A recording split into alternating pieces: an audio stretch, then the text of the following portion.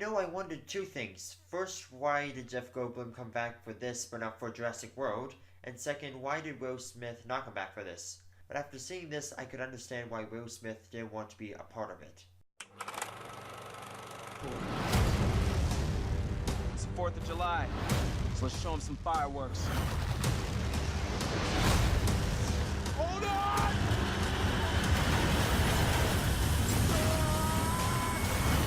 They'd like to get the landmarks.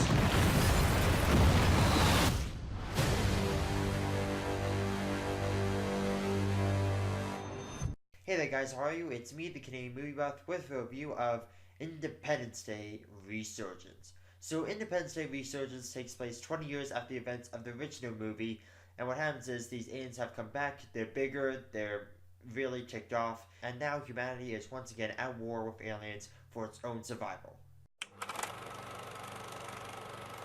So first off, I'd like to say that I really like the special effects in this and the battle sequences. They were really cool, and there were a few moments that I actually liked, and it is a stupid movie to go see. Like, it's a blockbuster summer movie.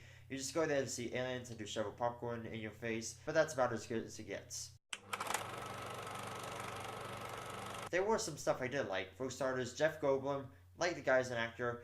Hopefully he does come back for the next Jurassic World movie, along with Sam Neill. I honestly can't remember the last time I saw Jeff Goldblum in anything, whether it's just I don't watch as many indie stuff, or whether it's because he's just disappeared from movies and TV for a while. I don't know, it's just nice to see Jeff Goldblum again. And we also got some newcomers, and the person who really stands out is Thor's little brother, Liam Hemsworth himself. I like Liam Hemsworth as an actor, and I thought he did a pretty good job here. So yeah, I really like the action, and I thought Liam Hemsworth and Jeff Goldblum did a good job. Now, unfortunately, there are a lot of problems with this movie. If you follow Roland Emmerich pretty closely, you'll know that he loves destruction in his movies. Whether it's 2012, or The Day After Tomorrow, or some other third thing, he loves to destroy as many buildings and as many landmarks as possible. And don't get me wrong, as I like to see destruction as much as the other guy, but still, it feels so overbloated, and it's just in your face, and it just feels sloppy and messy, and you don't really get much excitement out of it. At some point, you're just sitting there wondering, is this ever going to end? And another problem this movie had was it tried to make itself bigger than it actually was. Now, this is a little bit of a spoiler, alright? Aliens who have attacked the Earth twice now, they're basically this galactic dictatorship, and there's these small bands of other alien species that are trying to fight against it. And Earth, seeing as it's defeated two of its motherships now, and Earth is supposedly going to lead the fight in, I guess, the third movie? And that's bigger than it has to be. It's becoming more like Star Trek or Star Wars, where you have different aliens and you have this dictatorship and they have to go fight this dictatorship and so on.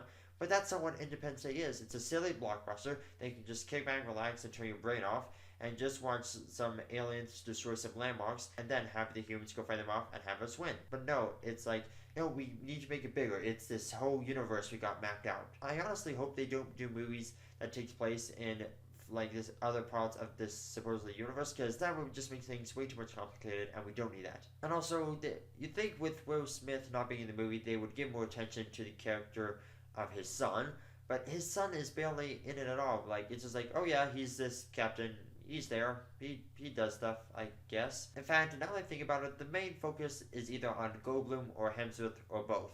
There are actors who do get their moments, alright? But honestly, you could have just made this whole movie about Jeff Goldblum and Liam Hemsworth, and that wouldn't make much of a difference. I don't know if I mentioned this, but I have not seen the original Independence Day movie, so Brett Spiner to me was just an annoying character. Don't get me wrong, he does have some comedic quips here and there that makes it a bit interesting, but to me, he's just an obnoxious character, which sucks because I like Star Trek The Next Generation, and I wanted to like Brett Spiner in this. There's three sort of stories that we follow along. They all intertwine and connect at one point or another, but they all have their own comic relief, which is completely unnecessary.